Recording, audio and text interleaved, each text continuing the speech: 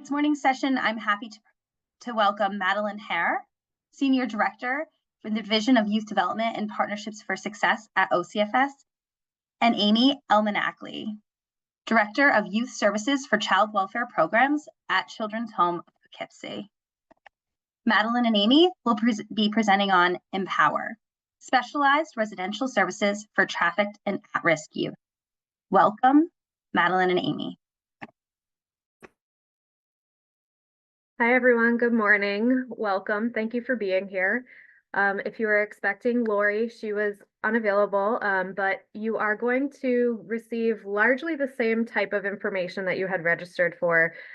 So I'm really excited to be here with Amy from CHOP to go through some of the expectations and requirements of Empower programs from the state licensing and certification perspective. And then also bring in that real life experience. How does it actually look in the program space with Amy? So Amy, do you want to introduce yourself? Hi, I'm Amy. I've been working at the Children's Home in the Empower program for 8 years now, since the beginning.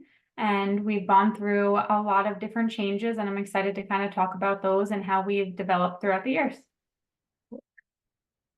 So the format for today is I'm going to start with laying out what's either in regulation, policy, or expectation from OCFS for programs that are certified as Empower settings. And then I'll ask Amy to add in anything that she has from her experience at CHOP to bring that real life flavor. We will have time for questions at the end, so use that Q&A function. And I also would encourage you to use the reaction button. If you've ever presented on Zoom, it kind of feels like you're talking to yourself. So it's nice to know there's someone out there who can hear what we're saying. So invite you to do that. Okay. And we also will have a 5-minute break in the middle. So why did we develop a model in the first place?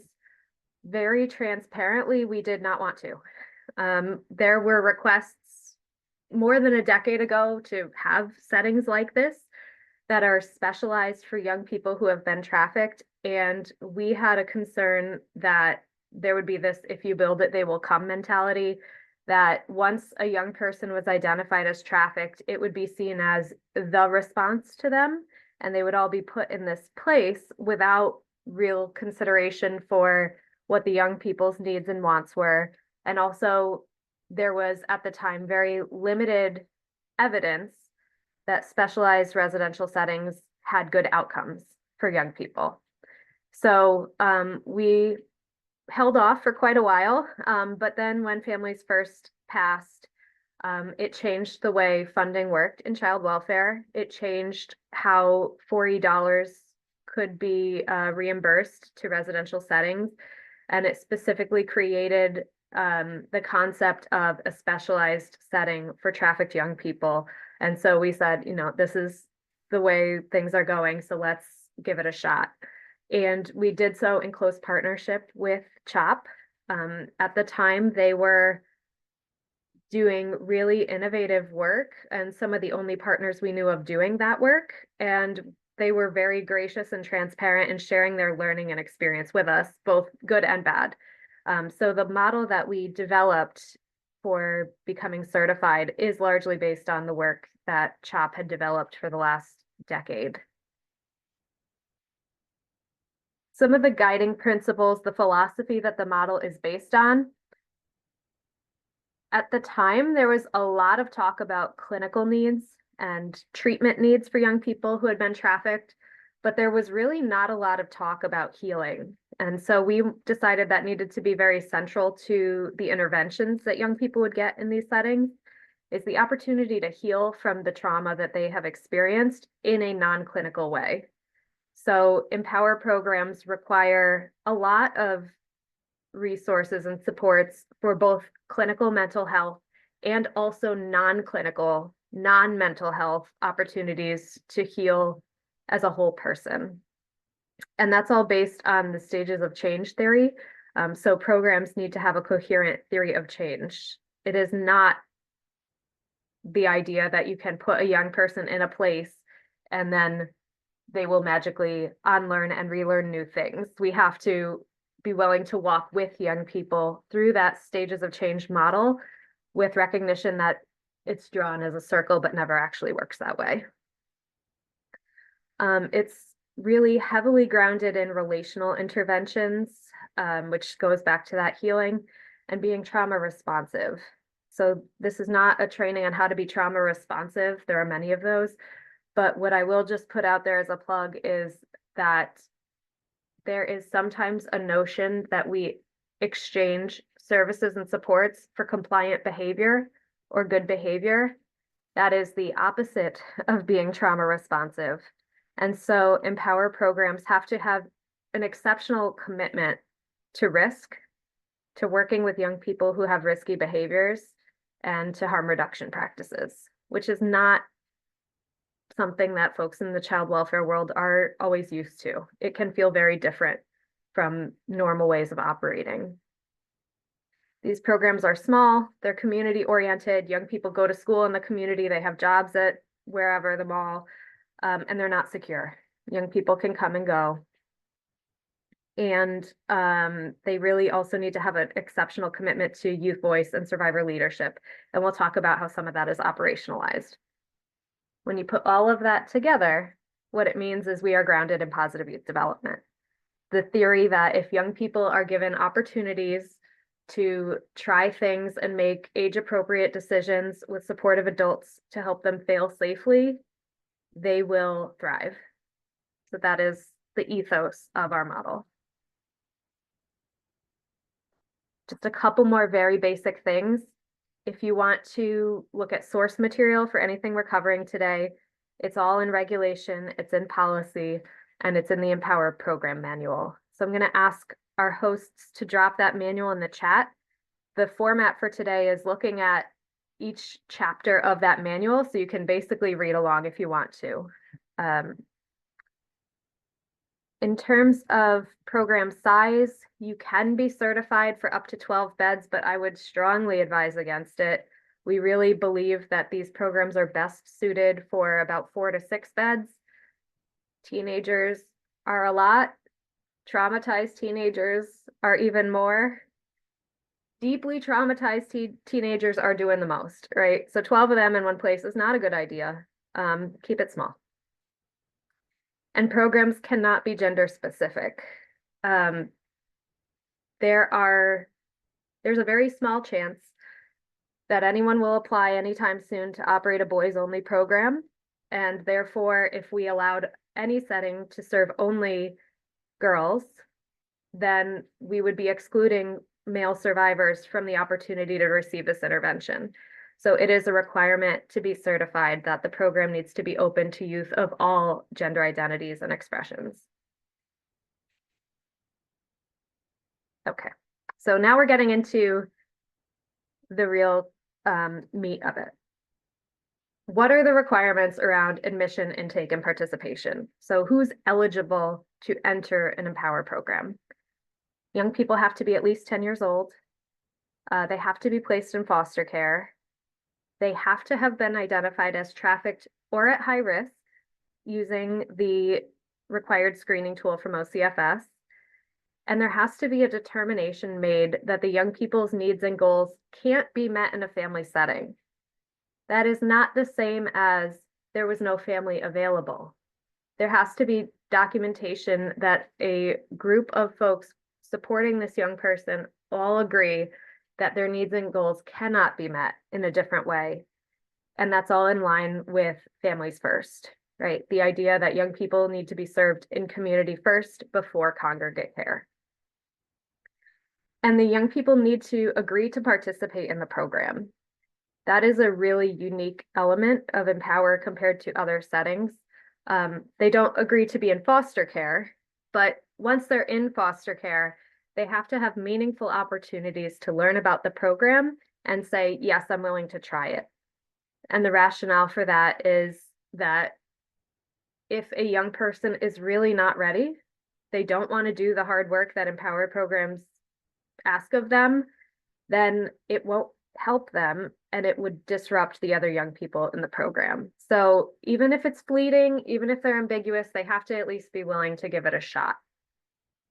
So Amy, I'm going to ask if there's anything you want to add from CHOP's perspective on this. Yeah, I mean, I think starting like the interviews, that's the first touch we have with the youth. So we really make it a conversation. It's not just us drilling them with questions. We do ask a lot of questions, but it's still a back and forth.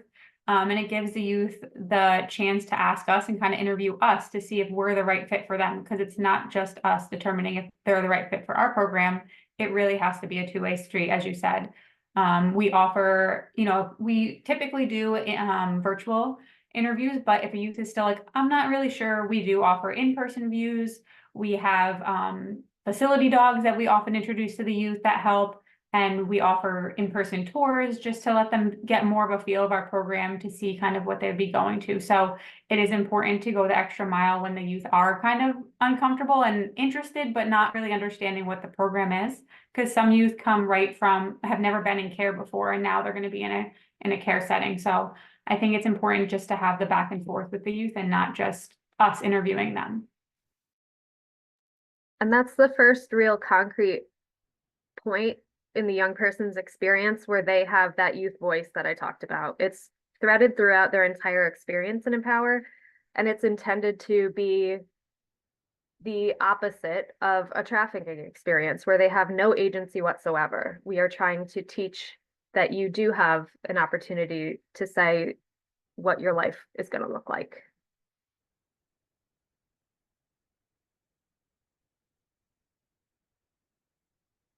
So how is that all documented? There's a form linked here, but there are certain documents that counties have to submit on behalf of a young person to Empower Settings. And Empower Settings have to review that before making a decision about whether the youth can be admitted or not. The intent is to make it standardized so that, we're getting away from any preferential treatment or incomplete documentation or whatever. So these are some of the strategies that can be used to get that youth buy-in at the intake stage. The only other one I want to highlight is what's linked there in the OCFS 5575. There's a section in that document. So that document must be sent to Empower programs as part of the referral. There's a section in there that asks what the youth said, right? So it's not just the conversations the youth has with the program directly, but that form is filled out by the county. So that means that the county is also expected to be having conversations with the young person about what they need and want. Amy, anything else you want to add? I think just to add, we also in our interviews kind of talk about what the youth's goals are on different levels. So whether it's independent living goals, whether it's therapeutic goals, whether it's family planning goals, we really try to focus on like, what are your goals? And like, these are the things that we can put in place to help you reach those goals. So I think planning, even just like right from the interview, even if we're not going to accept them or not, knowing what opportunities they would have with us to reach their goals. It's also a requirement to be certified as an Empower setting that the program's policy and procedure manual articulate any criteria that the program will use categorically to say a youth can or cannot enter the program beyond what is stated in the eligibility criteria. So one that we see is like if the youth is in a gang and there's a rival gang member already in the program, that young person wouldn't be able to go to the program at that time. Amy, are there other criteria that CHOP uses? Yeah, when reviewing referral material, we do look for high levels of physical aggression that maybe we could not keep the youth safe. Different types of JD charges that may require a higher level of care. A youth needs for maybe an on-ground school, because as you said, we are community-based, so our youth do go to public school. And any recruitment red flags that we see, we do kind of look into that more as well. But I would say oftentimes the gang involvement is something that comes up a lot, that's something we do look into to make sure everyone can stay safe. What I want to underline for all the folks watching is Amy said, those are things we look into. So we're really adamant that we don't have these very strong black and white lines about what can and can't happen, because the needs of this population are so intense. There are not very many places for them to go. and they're all very unique. So we really try to stay away from the absolute rules and say, this is something that warrants further conversation. So the next section we wanted to go through is staff recruitment and retention and supervision. What we have heard loud and clear is that folks across the board are struggling with staff recruitment and retention. Empower programs are not special in that struggle. And Empower programs, based on their very nature, require a very specific skill set, deep levels of patience, comfort with risk tolerance and harm reduction. Those are not easy positions to staff. We do require that program manuals, when folks are seeking certification, articulate how they will address staff recruitment and retention. That includes things like, how are positions of all levels advertised, and how are they advertised in a way that people with lived experience are more likely to see them. We say that people with lived experience or survivor leaders' voice is important. We want them working in the programs. So we have to make sure we're reaching out to communities so that they can know about these opportunities existing. We also require that programs put in their policy and procedure manual how they're going to support retention. How are you going to support the staff through the really difficult times at work so that they stay and reduce turnover? Amy, you want to talk about what Children's Home does? Yeah, right now we are looking at our current staffing and moving from 2 staff on each shift to 3 staff on each shift to provide more support for both the youth and the staff during critical instances or just in general.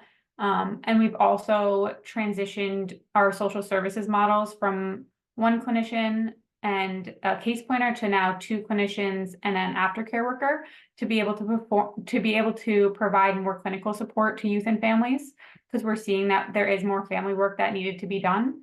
So we've kind of transitioned a little bit with that as well. One thing that I've heard CHOP say many times, and it's probably true in other settings as well, is that there's sort of I'll call it older mentality that you can have less staffing overnight or on weekends.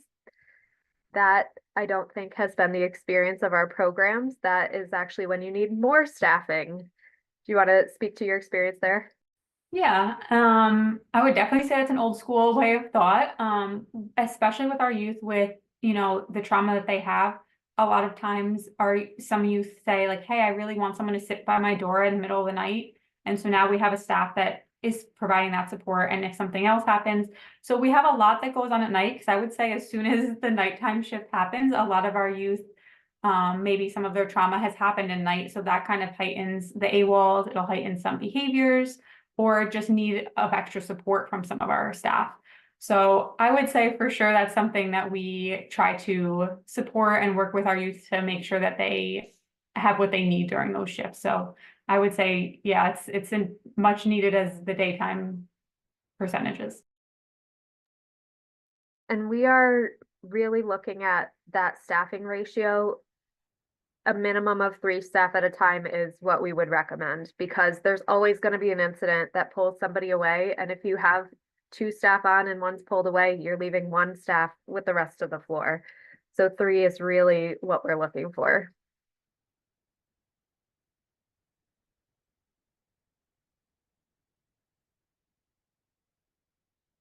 So continuing the thread of youth voice and choice, it is a requirement to be certified that programs have in their policy and procedure ways for young people to give input in hiring decisions. And that's for all levels. That's not just direct care staff, that's all the way up to the directors of the program.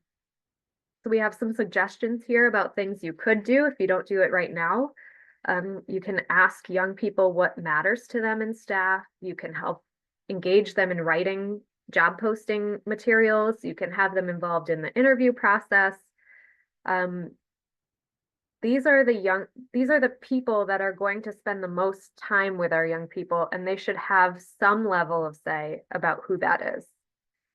What does CHOP do, Amy? How do you get young people's voice here?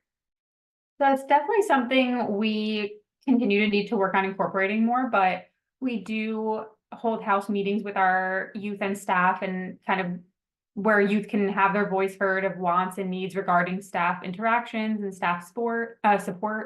And we've also had youth attend our program meetings with our higher level or social services staff to share what they feel like they need from the program or what has helped them be successful in the program. So more of program wise discussions as well.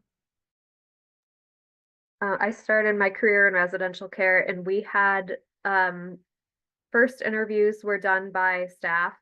Second round interviews were done by a youth panel.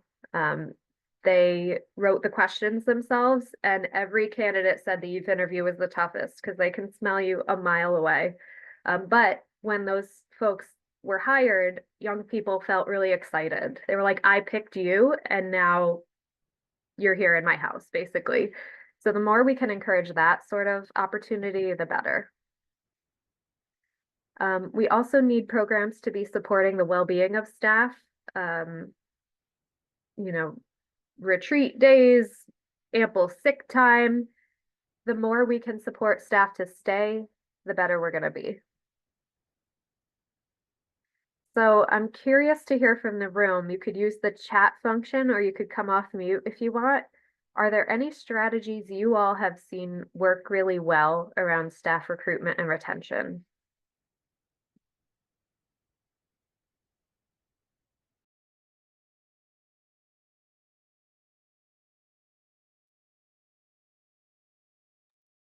Don't all speak up at once.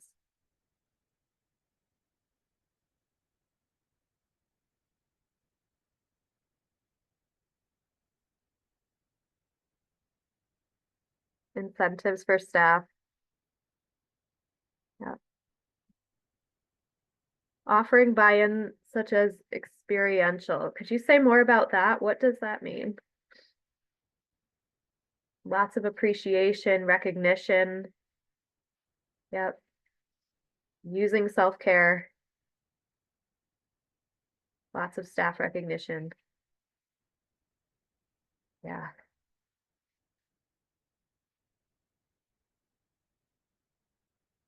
Yep. Yeah, I think being really clear during the interview process about what people are signing up for, like it does no one any good at all to kind of sugarcoat how difficult the work is. Being very transparent about that is going to be important. Yeah. Open communication with staff so they don't feel like decisions are made about them without their input. Yeah. What's good for young people is often good for adults too, right? So if we're talking about youth voice and choice, let's give our staff some too when we can. Okay. So I'm going to move to the next section, which is about the therapeutic model of care. Every program needs to have one. All Empower settings need to have one. They can either use one, like that might be proprietary or something, or they can come up with their own. We're not prescriptive about what the model of care is, just that they have one. But really what we're talking about is a coherent approach to offering services and supports, which is reinforced by policies and protocol. So not like chasing whatever the buzzword is, not saying therapeutic intervention happens over there in therapy, but not over here in the lunchroom. Really making sure that the entire environment, including all staff, are operating from the same framework, talking about things like the stages of change and harm reduction and where those things get infused into policy and protocol. That is really important. It's also trauma responsive, right? We need to have appropriate boundaries, settings, and expectations for everybody. And that carries over into how we support the mental, behavioral, and emotional health and well-being of young people. So Empower programs have clinical staff. That's an expectation. And the role of clinical staff is very big. I think it's bigger. The expectations are higher in these settings than they are in other settings. They are expected to do the clinical health supports for young people.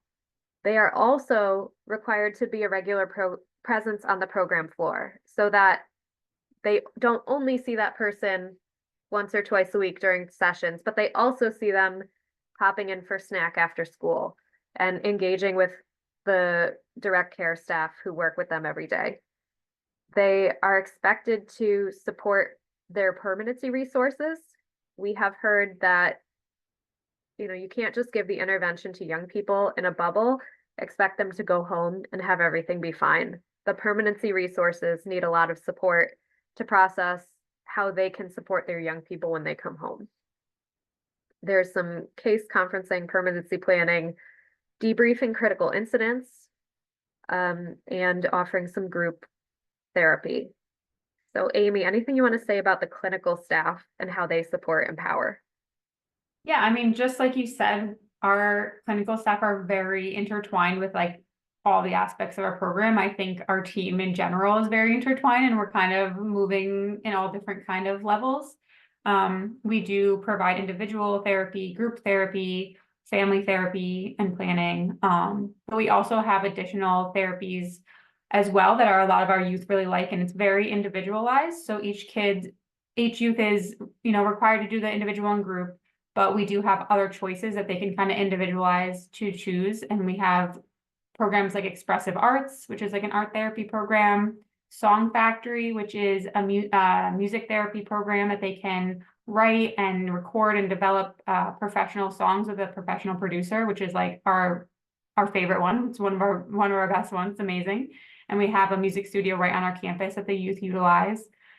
We also have equestrian therapy, where the youth go to a local equestrian farm and they can learn how to take care of horses, ride horses. Some of our youth are not comfortable riding, so they just like to learn how to take care and, brush the horses and just spend time with animals. That's one of the biggest things as well. And then we also have our facility dogs, which participate in therapy appointments. They can participate in family therapy. If a youth has virtual court, they can utilize them there. So any of the services on our campus, they could utilize the facility dogs as well, which is a popular choice.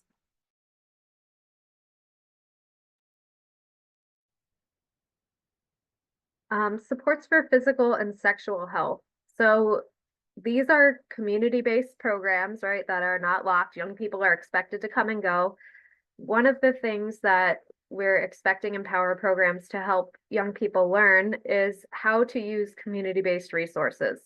So there is not a standard that all kids in our program go to this doctor, or we have this medical professional come in with X frequency to provide medical care for folks. Instead, it's expected that it's a conversation between the program and the young person. Do you have a physician you like? Do you have a dentist you like? If not, here's how we can help you find one. And then going with the young person into community to go to appointments. And there's a real emphasis on sexual and reproductive health. When we talk about sex trafficking, there's a lot of talk about trafficking, but there's not very much talk about sex. But the young people have a lot of needs and questions about sexual and reproductive health. There is sometimes an assumption that because of the young people's experience, they know how sex works, but they don't, right? They still need that basic sex ed just like every other young person. So the programs are required to create educational opportunities for young people to learn about their bodies and how they work and what safer sex practices look like, and healthy relationships is all tied up in that. And then, of course, supporting and affirming all sexual orientation and gender identity expression is really important. So Amy, how do you all provide some of that support for young people?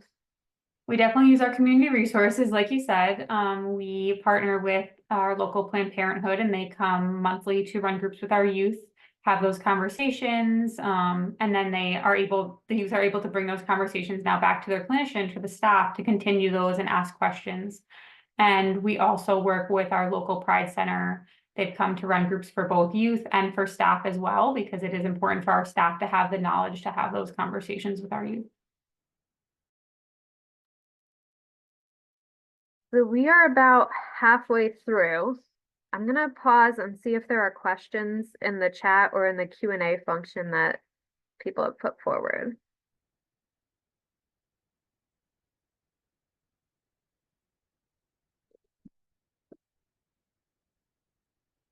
So there's a question about program accessibility. If a young person could benefit from an Empower setting, but they're not in foster care, is there a pathway to access this support? No, there is not. That is a real system gap that's coming up more and more recently, but Empower programs are certified foster care settings, and therefore the young person needs to be in foster care in order to access that resource.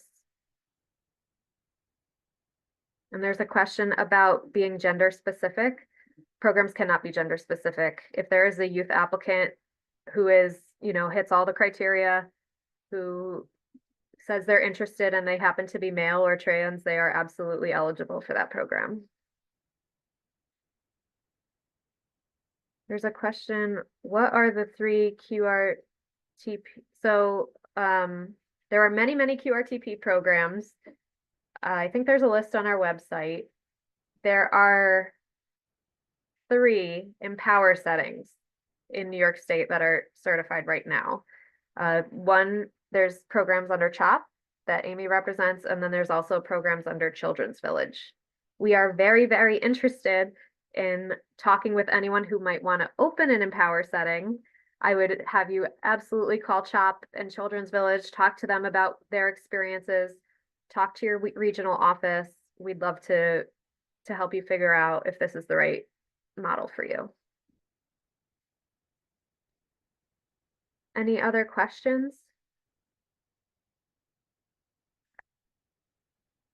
We had scheduled our break for now, but we're only it's only been a half hour, so I think we're gonna just keep moving forward. First I've ever heard it called CHOP. Sorry, I don't know. Maybe you guys don't like that. I could stop if you want me to.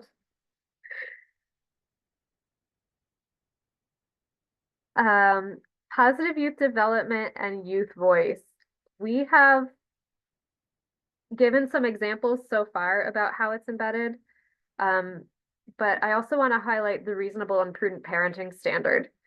That is a federal standard that applies to every child in foster care. It is not specific to Empower.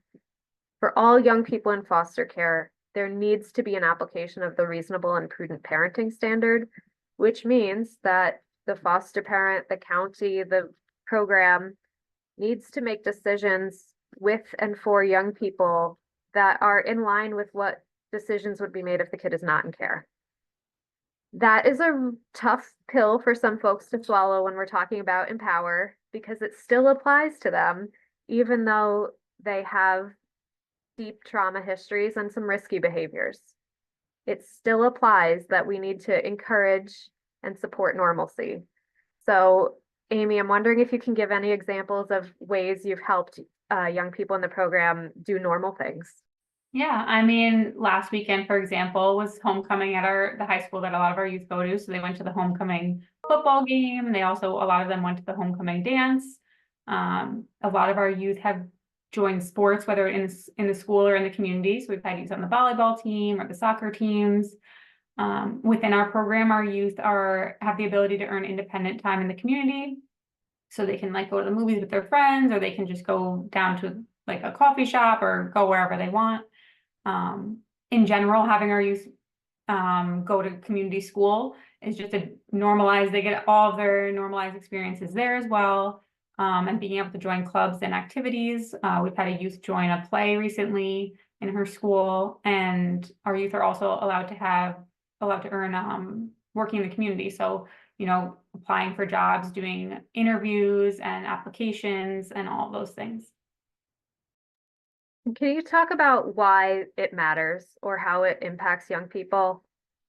Yeah, I mean, the whole goal is to integrate them into the community in a safe and, positive way, because they haven't always had those experiences in the community. So connecting them with those positive resources in the community, with the sports or, the play or any kind of positive thing. Now they have those connections and now they can see themselves integrating once they leave here. Because a lot of our youth can't see past today, tomorrow, but those things help them be able to visualize what it could look like when they're out of our program.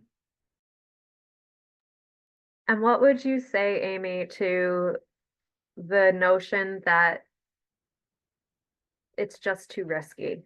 It's too dangerous to let them go to their job.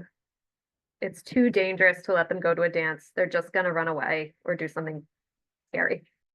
So as you said in the beginning, we are not secure. So if they're going to run from the house. They're going to run from anywhere. It's more, and that's the harm reduction. It's giving them those experiences, and those experiences will make them have more buy-in to not want to AWOL or not want to have those, other coping skills negative coping skills that they've developed. Now they're going to be developing those more positive coping skills by being able to experience those things. So either way, if they want to AWOL, they're going to AWOL. It's really working on the safety planning and harm reduction tactics.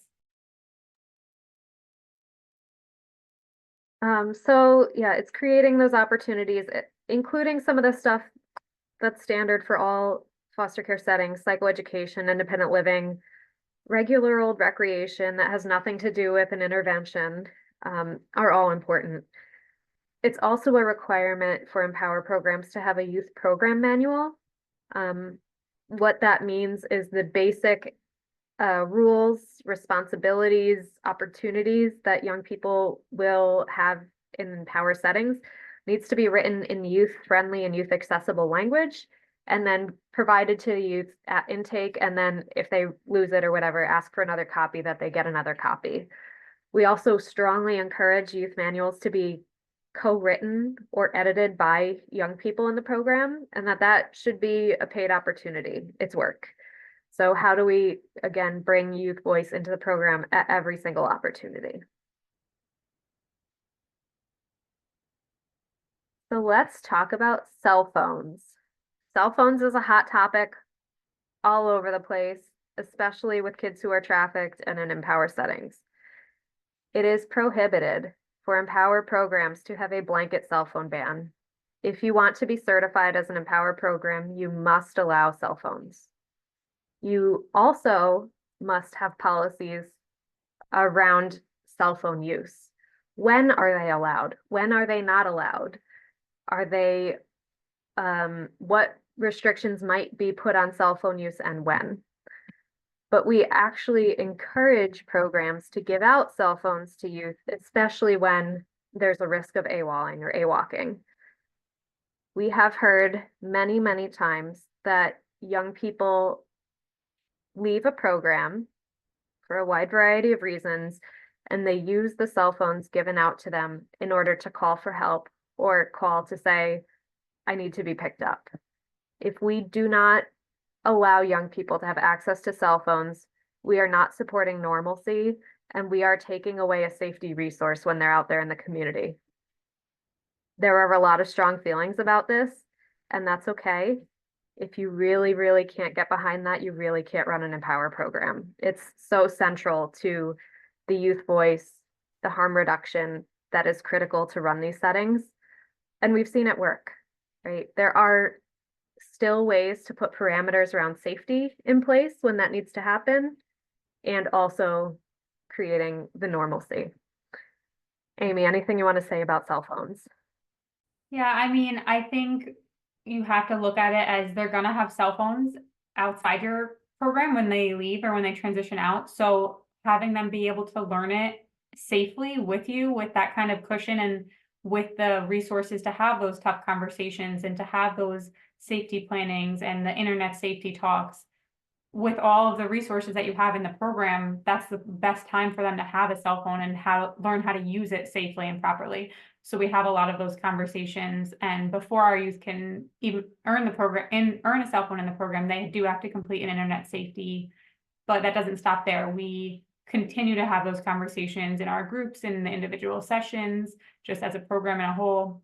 It's a nonstop because it is what the youth are on 90% of their day. They're on the internet and talking to people. So it's a nonstop conversation we do have with our youth, but this is the place and the moment for them to have those conversations, because in different settings, they might not have that level of support to be able to work through those different things. And how do you all handle things like privacy around cell phones? So for example, are there instances when you would say, we need to see who you're talking to, or we need to see what files you're sending? Or is that not something you would do? That's not necessarily something we do. We don't check their cell phones and all their cell phones have to be purchased by them in our program. So it's not our property to be able to do that. It's more giving them that space to have those open conversations. So a lot of the times our youth have come to our clinicians or to staff and be like, hey, someone sent me this picture and it's inappropriate. Like, I want to have a conversation about it. So it's more important to have them know it's a safe place for them to come to us, rather than us like have to check through your cell phones or looking through this. Then it just is a power struggle. And once you're in a power struggle, you've already lost, right? That's not going to work. A common policy we hear around cell phones, and this is broader than Empower, but that young people have to kind of check them in at bedtime.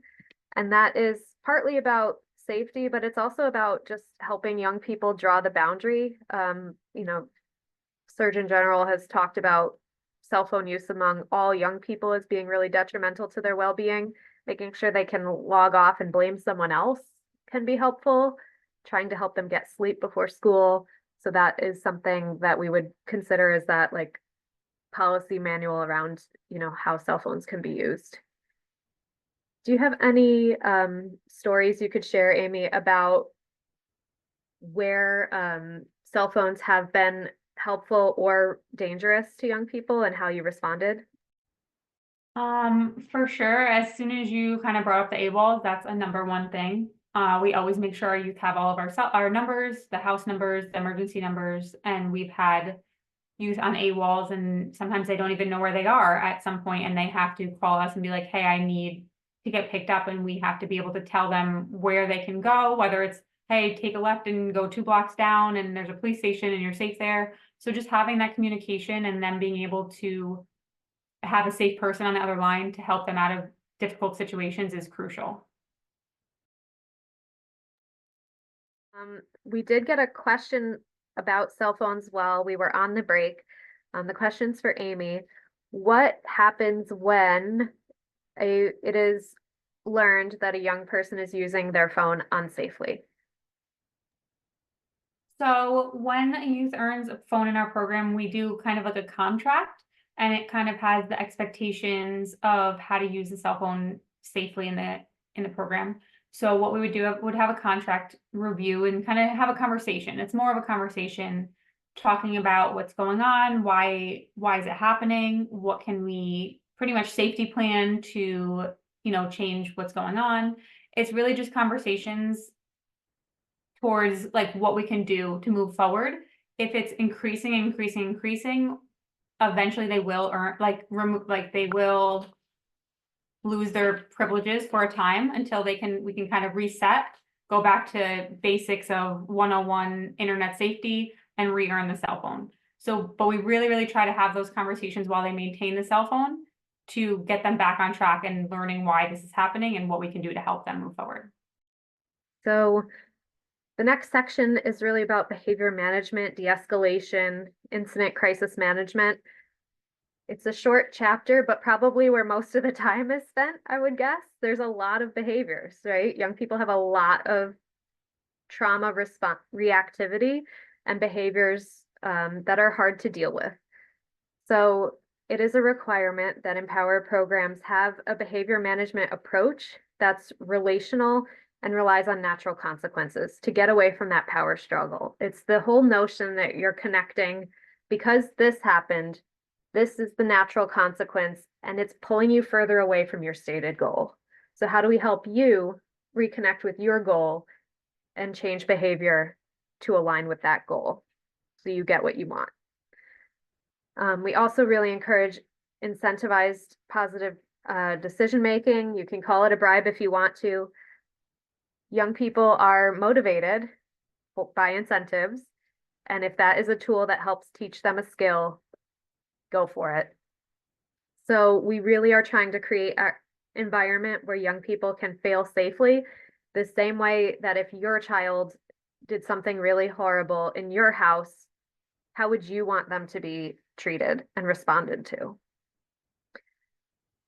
We also are very supportive of restorative practices. So, you know, if young people caused harm or if staff caused harm, there's the same opportunity for that person to be held accountable in a way that supports behavior change and repair as opposed to punishment.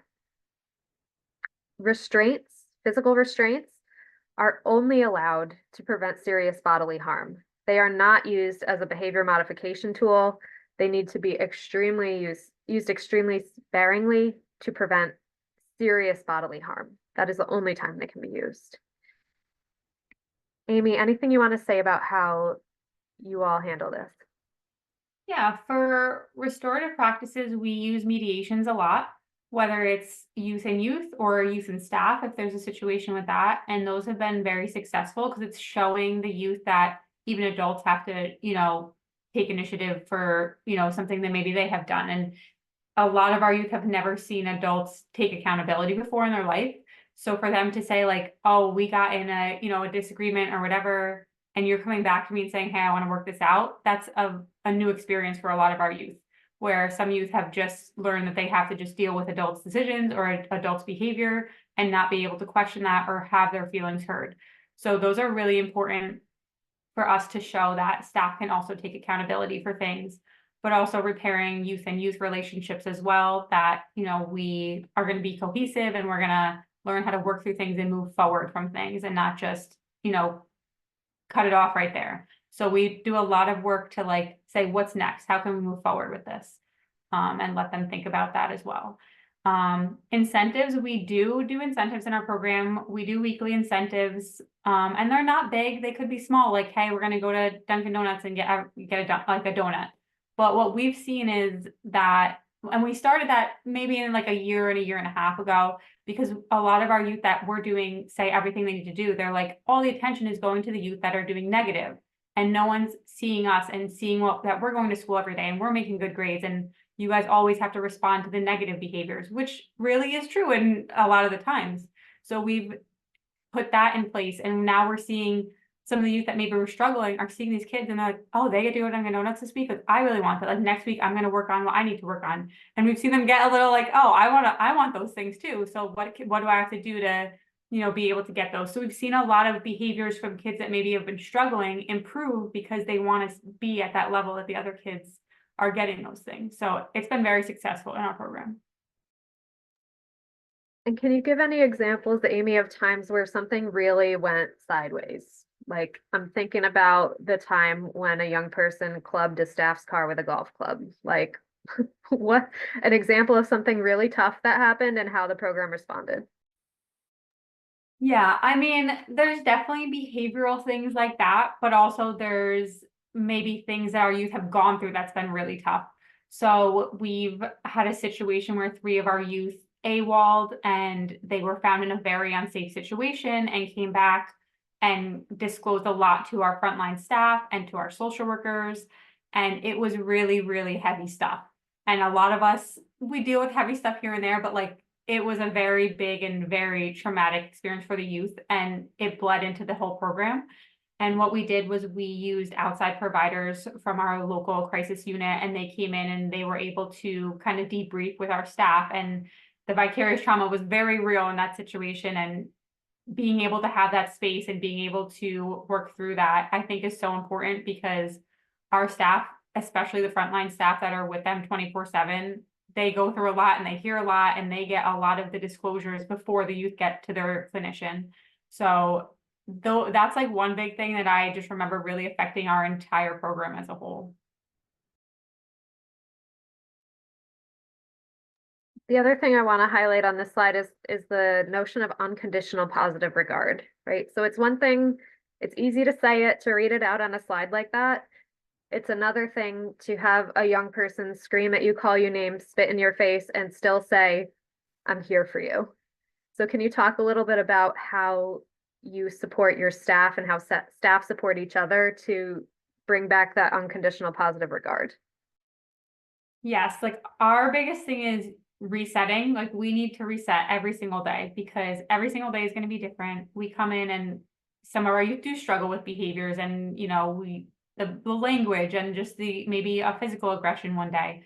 But you have to go home and be able to reset because the next day they're looking at you as the adult to see what your reaction is going to be. Are you going to come and say good morning to me? Or are you going to give me the cold shoulder and we're going to continue this? And now it's going to maybe happen again where it's going to be a continued behavior. Or are you going to come and say good morning? Like, what are we doing today? Like what, and just change the whole atmosphere of the house. They're looking at all of our staff as adults for how to take the next step. What's next for them? So we really talk about kind of resetting. Self-care is the biggest thing we talk about a lot. In our interviews, that's often a question we ask, like, how do you self-care? Because you need to think about that even coming into this job, not just when you're in it. And we really encourage our staff to practice it because the reset is the most important thing. You cannot carry from yesterday into the next day. So I want to continue on the theme by talking about two specific behaviors that folks find really challenging. The first one is AWOK, which you've already spoken to a little bit, Amy, but what I want to put out there is that leaving, right, running away, going missing is normal and expected. No one should be surprised when young people leave and that they leave often. Some of the criticism we've heard is that, you know, we're letting them go. There's not attempts to keep young people in and keep them safe. But what I would counter that with is that everything we've been talking about so far actually is trying to keep them in and keep them safe without physical barriers, because that's not allowed. So could you talk a little bit, Amy, about like safety planning around AWOK? What does it look like? How granular do you get? And then what happens when a young person returns from AWOK? So this is definitely something, like you guys said, showing full transparency in interviews. We talk about that right from the interview because it is a very shocking thing, because if you're not used to that, it is, upsetting. I remember my first AWOL and it shook me, but you get to know what we do, our policies, and then it's a more comfortable thing because we know that we have people in the community. We work with our local law enforcement that we have a really good connection with. And I think that's very important with the Safe Harbor program or Empower program, being very close and having a good relationship with your local law enforcement, because they go above and beyond for us a lot of the time. But the most important thing is welcoming the youth back in the program without judgment or negativity. Our youth know that they could call 24/7 if they want to return and they don't have means to return, and we'll go pick them up. A lot of the times we work with them to get to a safe haven right away if we're not close to them. So we, say, hey, there's a hospital near you, a police station, a fire, department. If we're close to them, we just go get them right away. And we work with them and we take that trauma-based approach to make sure when they return that all of their immediate needs are being met. So food, medical care, all of those things when they come back to us. And this is what I really think we attribute to having so many of our youth return on their own, which is a majority of the outcomes of our AWOLs, which I think is different from a lot of different programs. But I would say majority of our AWOLs, the youth return on their own, or, ask us to come get them. It's not where they have to be found by law enforcement or found by things like that. Majority would be them coming back by themselves. I also want to highlight that there are different rules around payment and claiming for AWOK in Empower settings compared to other foster care settings. In most settings, there is reimbursement of 4E for 7 days, but in recognition about how often and how long AWOKs last in Empower settings, those programs can claim a full 14 days for absences. Another hot topic around behavior management is recruiting, right? There's a lot of anxiety around recruitment. And if I send a young person to this program, are they just going to meet other trafficked kids and get trafficked again? All programs are required to have policies and procedures for where recruitment is suspected, which includes defining recruitment. We put that requirement in place because what we were hearing is that very normal and benign things were being defined as recruitment inaccurately, and young people were getting in trouble or even discharged because they followed each other on social media or something that's really normative. So the very first step is for programs to define what is and isn't recruitment, and then how they're going to prevent it and respond to it when they think it's happened. So Amy, how do you all talk about recruitment? How do you engage in recruitment prevention and response if it is suspected to have happened? Once again, we start this right in the interview process with the youth. We talk about what recruitment is and that we have a no tolerance policy for recruitment. And we really look through it. We screen it in referral material and kind of determine the risk. So we determine if the youth are just being like teens together, if they're just going off together in a situation, or if one is actively grooming or recruiting. So we do have the conversations with the youth if we're starting to see a little bit of behavior, if a youth is saying, okay, I have a place to AWOL, do you want to come with us? And if we hear about this, we immediately have that conversation with that youth, like, hey, like these behaviors are not safe, wouldn't be okay for you or for anyone else. So we have those really tough conversations as soon as we hear any kind of thing. And then we just continue to monitor and determine risk level. If it is a very high risk or if a youth is actively recruiting, we do then have to look to refer out the youth, but it's our last resort if that level is at the highest risk of that. We cannot keep anybody safe at that point. But the last section is discharge planning and aftercare. So like all settings, discharge planning starts day one, and that involves talking with young people's supports in the community. It might not be a person that they're going to live with, right? Maybe the young person has a goal of APLA. That still means there's an opportunity to engage healthy adults in the community to support them after discharge happens. There is really no reason that we couldn't find a single adult who can at least offer support to a young person after they're in the program. We encourage the use of step-down placements. Empower programs are very structured. There's a lot, they're very service rich. So to go from an Empower setting to you turn 21, here's your apartment, bye, that's a tremendous change that will not set anyone up for success.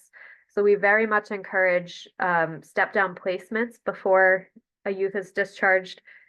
SILPs and community residents are a great option. SSPs, they're 4E eligible and they support normalcy with, there's still the role of child welfare to offer resources before they're on their own. Programs are required to have clear discharge criteria and procedure. This is really based in observations about young people being discharged based on challenging behaviors, right? We were seeing instances where young people are being discharged from voluntary agencies because they fight too much, they AWOK too much. That is against the ethos of the whole Empower model. And so programs need to tell us in their application when they're going to discharge a young person, and we have dialogue about that. When a young person is discharged, for whatever reason, good outcome or not good outcome, there needs to be communication about the young person's ability to return. So these programs are very relational. They are intended to provide as many chances and opportunities as possible. That includes a return post-discharge. So unless there are really clear reasons, like a court order, why they can't come back, if the young person wants to come back, is eligible to come back, and there's a bed available, they are allowed to come back. That includes after an extended AWOK absence. And that's really to try and keep that trust and connection going for young people who have had many, many, many disruptions. And then after discharge, there are aftercare requirements. So Empower programs must provide aftercare to young people within the parameters up here, right? For at least 6 months, could be longer if requested. And that is an opportunity to check in. How's it going? Are there things we can connect you with? And something that's unique to Empower programs that does not apply to other foster care settings. The aftercare options must involve that one-on-one outreach. It also must include an opportunity for a group kind of aftercare. So it might be like an opportunity for program alumni to come together and have a pizza party. Like, it doesn't have to be very deeply clinical, and it's an opportunity to build community for folks who have had life experiences that can be really, really isolating. So Amy, would love to hear from you guys about program discharge criteria, experiences readmitting young people, aftercare. Yeah, so as you said, we start from day one. Family contact and family planning is really big with us as well. Whether it's visits, we do a lot of community visits, or at our program visit or home visits. We really want to involve the family as much as we can. So we invite them, we include them in like the school meetings. We include them in pretty much anything that's going on with the youth. Their program meetings, their anything that we're talking about with them, we try to connect them with, as well as family therapy as well. We connect all of our youth and try with their families with community-based services that help with clinical, extending after us, as well as medical care, health homes, and independent living skills for our youth. So we really try to connect any kind of community resource, both in our community and in the youth returning community. And just in general, the aftercare services of preparing the youth from day one with the skills that they'll be successful returning to wherever they, going towards where they're from.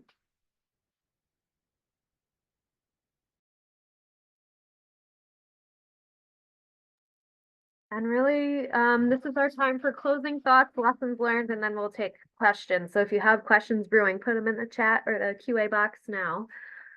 I think we've covered a lot of ground in a short period of time. What I want to say is that we have developed this model somewhat organically. It's a rare opportunity to create a model out of nothing, and we're really grateful for the partnership of CHOP in helping us think through things. And we approach this with humility. We realize that this is a new thing and we could get it totally wrong. Like, everything we're saying right now, in 20 years, we might look back with pure embarrassment. So we are an open door from anyone who's had experience with Empower, whether they're young people, referring counties, the programs themselves, to say, this isn't working, here's what might be better. We want to hear that feedback. Our goal is good outcomes for young people. So there's no ego in the space. We want to make sure that we're creating the environment where young people can have those good outcomes.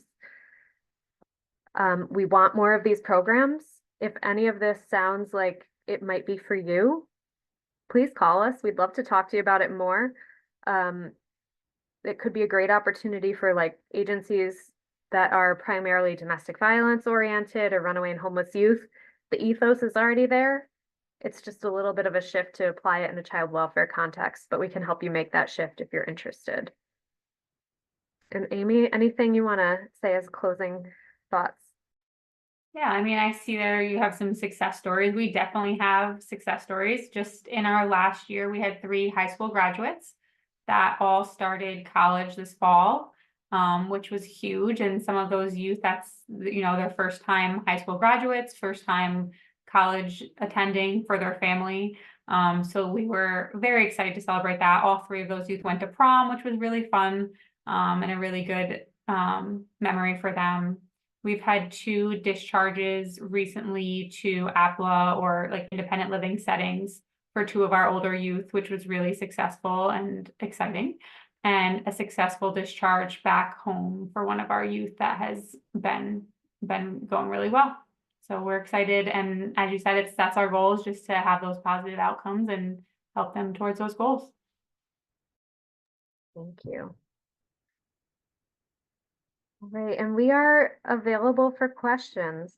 So I saw a couple come in. One is about the average length of stay. So just knowing where the question's coming from, length of stay is a concept that exists in runaway and homeless youth programs, but it doesn't apply in the same way to child welfare. But Amy, do you have an estimate on average how long young people spend in the program? It really is individualized, each youth. So some of our youth are on a PINS, it could be 3 months. Some of our youth are working towards family reunification. So it really depends on, the family doing their services, the youth doing their services, and us connecting those. And then we have some youth that decide, hey, I want to stay till I'm 21 and I want to use these services until I'm 21, or I want to transition into our independent living program at Children's Home. And then they continue with our services as well. So it really is individualized. It could be as little as 3 months on a PINS. It could be as many as 5 years, if not more. So it really is depending on the youth's goals and what they are wanting to transition into. We have a question about staff training. So there is not, aside from a couple very basic topics, how staff are trained at voluntary agencies is dependent on that agency's policy. However, there's a policy from us that will be coming out soon specific to Empower programs, directing them on core trainings that need to happen soon after onboarding and then regularly thereafter. I don't think it's anything that would surprise anyone. Trauma responsive care, restorative practices, positive youth development, like all the things we've been talking about, trafficking 101, online safety, those are the things that will become requirements soon for programs. Amy, do you want to talk about the training that you all give to your staff when they start? Yeah, I would say, because we have different programs in our agency, I would say Empower gets a lot more trafficking related training than maybe the other ones, whether it's virtual trainings that we assign or in person. So in person, we do a trafficking 101 at least once a year, probably twice a year, mostly to get everyone once a year at least. And then we also do a caregivers training, which is through Love 146, and it mirrors their Not a Number training that we do with our youth. So it really helps the care, because in general, the staff are the caregivers. It's really, aimed towards parents, but in this setting, that's what our staff are. They're the caregivers. And it gives them those skills to have those conversations, those tough conversations that maybe they wouldn't have normally in their normal skill set, and how to help youth process some of those information, some of the information they have and some of the things that they go through. So those are ones that we specifically do, as well as, we do, we partner with the Pride Center to make sure we at least do that once a year with our youth or with our staff, as well as some other, things that maybe would relate to our population, but aren't necessarily a trafficking training. There's a question about where are the Empower programs located? Children's Home operates in Dutchess County. Children's Village operates in Westchester County, and there's a program in Queens in New York City. But for any further detail, I would refer you to the programs directly to talk about what referrals look like and what their processes are. What are the most creative or effective ways that you've used to educate young people on safety and specifically online safety? Love 146, the Not a Number, is really good for that. I think they have a lot of interactive, like, games and a lot of interactive things that get the youth more involved in it. They have like a game that they have to like throw up literal red flags when we're reading different online conversations, and our youth really, really like that. And there's different games to like identify healthy and unhealthy things in relationships. So if you're going to kind of move forward with this, I would definitely say research the Love 146 trainings, because I think that's been the most successful like group about trafficking that our youth have all gone through. And they really remember a lot of the material and a lot of the definitions like force, fraud, and coercion. They like 3 months later, we can ask them and they'll still remember it, which is a huge takeaway. They take away a lot of information and knowledge from those.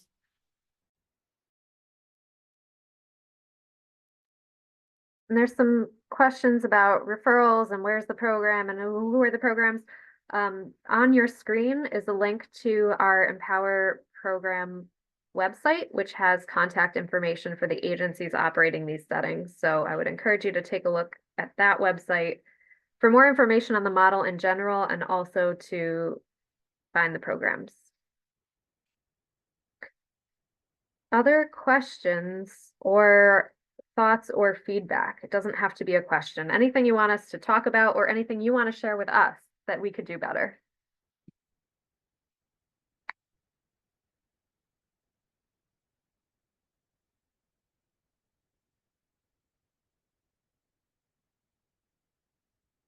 Was this what you were hoping to hear from us today? You signed up for a reason. Did you get what you were looking for? Seeing some thumbs up.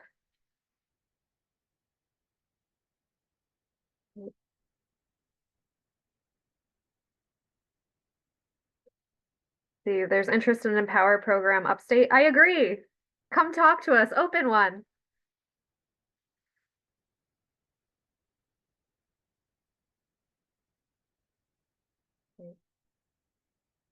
So the content that we went over, like I said, it's all written down in the Empower program manual. There's some very specific examples in there that we didn't necessarily talk about here today.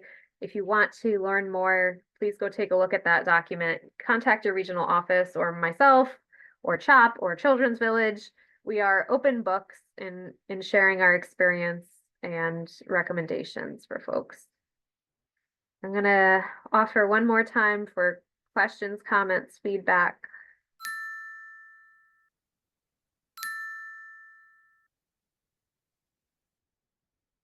Did we discuss funding? No, we did not. Partly because I am a program person, not a funding person. These programs are 4E reimbursable and they engage in contracts with local departments of social services on the specifics.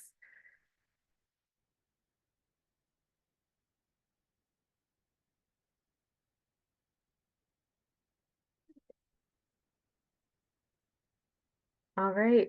Our contact information is provided if you want to follow up with us after today, but thank you for your time. Thanks for listening, and hopefully someone comes and wants to apply to open another setting. Have a great day.